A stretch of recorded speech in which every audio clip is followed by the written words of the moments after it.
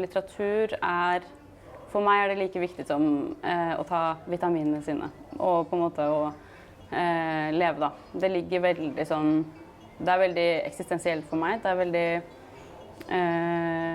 ja, det ligger så dypt i meg at jeg føler på en måte alt jeg er litteratur.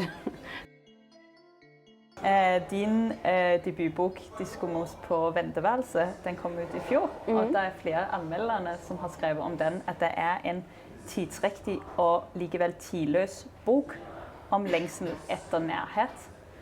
Har det vært viktig for deg å treffe en tidsnerve med boka di? Egentlig ikke. Jeg har på en måte ikke hatt noen sånn baktanke da jeg skrev boka. Jeg hadde ikke noen sånn tematikk jeg ville fronte, eller jeg hadde på en måte ikke jeg hadde ikke en agenda kanskje for hva jeg ville si, men jeg hadde en følelse av at jeg ville si noe sant om noe. Så det var egentlig mitt eneste prosjekt med boka.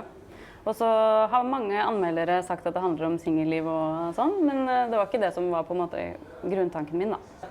Det er ikke motsvar til noe, tenker jeg. Det er bare det den er, og så har den blitt veldig anti-kjærlighetshistorie fordi hovedpersonen min er veldig lite romantisk og er veldig lite glad i romantiske relasjoner og romantikk generelt, egentlig.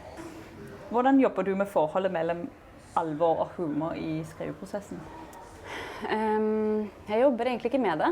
Eller ikke for å skryte, men det ligger veldig naturlig i meg. Både humor og alvor. Begge deler er veldig sånn grunnleggende forankret. Sånn at når jeg skriver, så kommer bare begge deler ut. Det er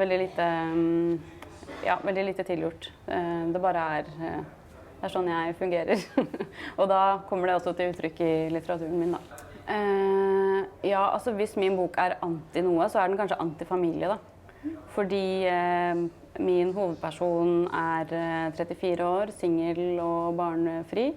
Og da har hun på en måte ingen å forholde seg til i sin hverdag. Hun har brutt litt med venninner, og hun bor alene. Så familie er veldig fjernt for henne, da. Så jeg tror kanskje grunnen til at jeg har blitt invitert hit er for å være en slags motstemme til den typiske familiekonstellasjonen.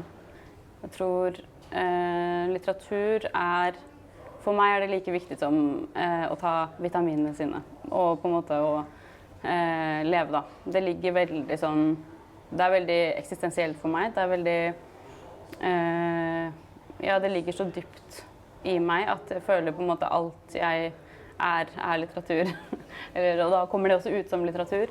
Og ja, jeg har veldig troa på at litteratur kan endre eksistensen, hvis det ikke er for filosofisk å melde.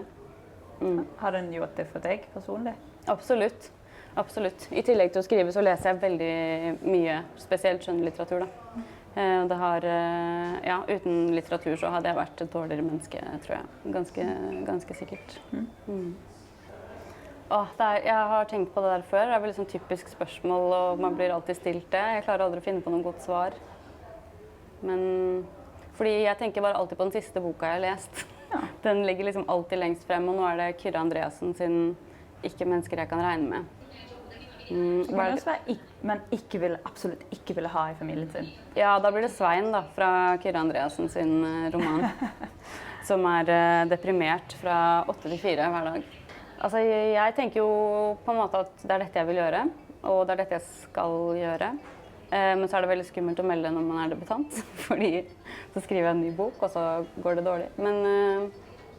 Men jeg må jo kunne stå for det, at det er det jeg vil drive med, og se for meg at det er det jeg skal drive med.